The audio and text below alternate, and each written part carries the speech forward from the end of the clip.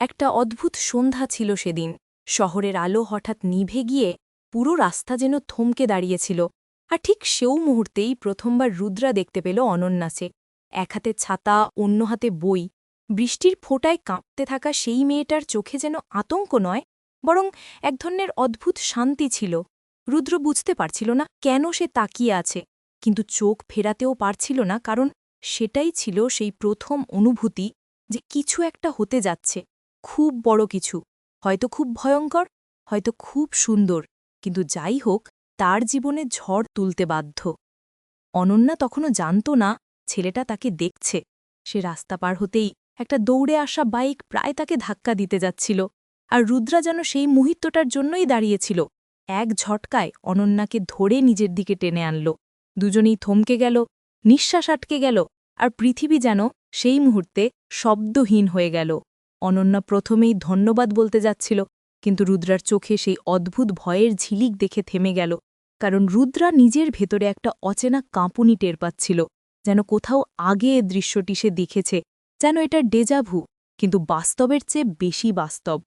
অনন্যা বলল, আপনি ঠিক আছেন তো? কিন্তু রুদ্ধ স্বর নিয়ে রুদ্রা শুধু বলল, তোমাকে কিছু না, তুমি ঠিক আছো?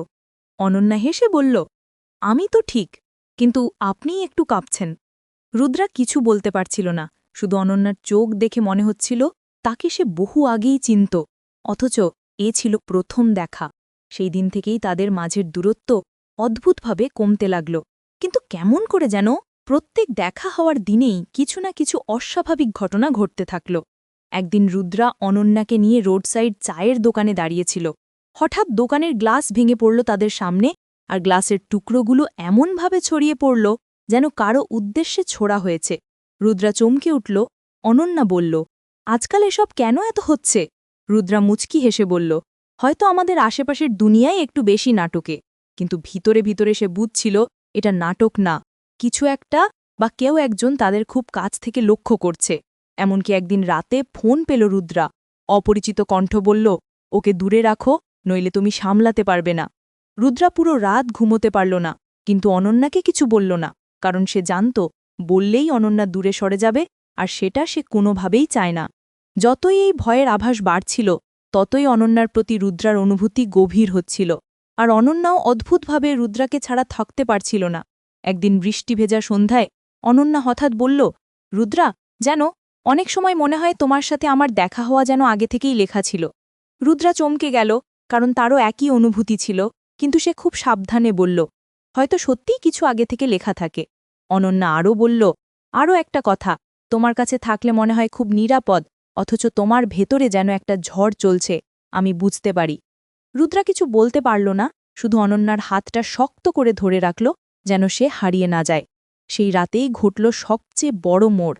রুদ্রা অনন্যাকে বাড়ি পৌঁছে দিয়ে ফিরছিল, হঠাৎ তার সামনেই দেখা গেল সেই অচেনা লোকটা, যাকে সেই মনে করেছিল ফোনের অপর পাশে ছিল। লোকটা বলল, তুমি যদি ওকে ভালোবাসো তাহলে দূরে যাও, কারণ তুমি জানো না তোমার সাথে থাকা কতটা বিপজ্জনক। রুদ্রা চিৎকার করে বলল, তুমি কে? আমাদের থেকে কি চাও? লোকটা শুধু বলল, যাকে তুমি বাঁচাতে চাও তাকেই তুমি আঘাত করবে, কারণ তুমি জানো না তোমার অতীত তাকে শেষ করে দেবে। এই কথাটা রুদ্রার শরীর কাঁপিয়ে দিল, কারণ রুদ্রার অতীত সে কখনো কাউকে বলেনি, তার ছোটবেলায় ঘটে যাওয়া একটি দুর্ঘটনার কথা, যখন সে অল্পের জন্য বেঁচে গিয়েছিল, কিন্তু ডাক্তাররা বলেছিল তার কিছু স্মৃতি হারিয়ে গেছে এবং তার পরিবারও অনেক কিছু লুকিয়ে রেখেছে। রুদ্রা বুঝল লোকটা মিথ্যে বলছে না। পরের দিন অনন্যা রুদ্রাকে জোর করেই জিজ্ঞেস করল, তুমি কি কিছু লুকাচ্ছ?